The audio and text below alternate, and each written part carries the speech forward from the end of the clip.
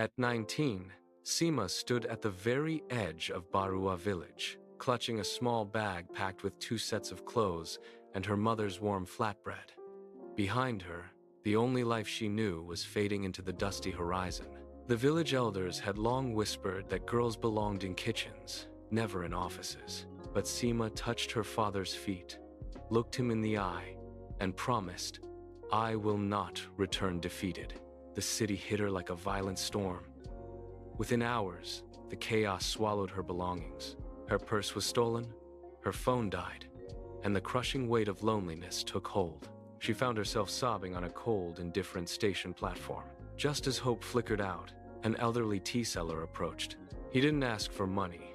He simply handed her a plate of food and a scrap of paper with the address of a women's hostel, a small light in the dark. The next morning, Seema stood in a polished office, surrounded by candidates holding prestigious degrees and wearing expensive suits. She felt small, but her spirit remained unbroken. When the interviewer looked at her simple clothes and asked, "What is your greatest strength?" Seema didn't hesitate. She looked him in the eye and replied, "Poverty. It taught me how to work harder than anyone else in this room. It taught me that failure is not an option."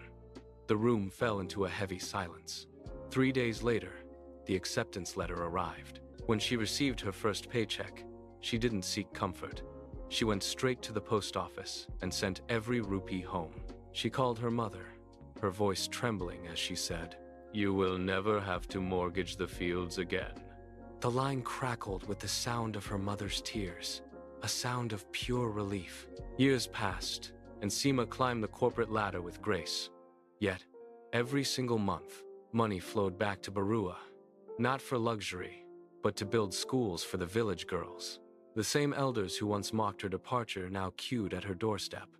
They came asking for advice, wondering how they, too, could send their daughters to the city to find a better life.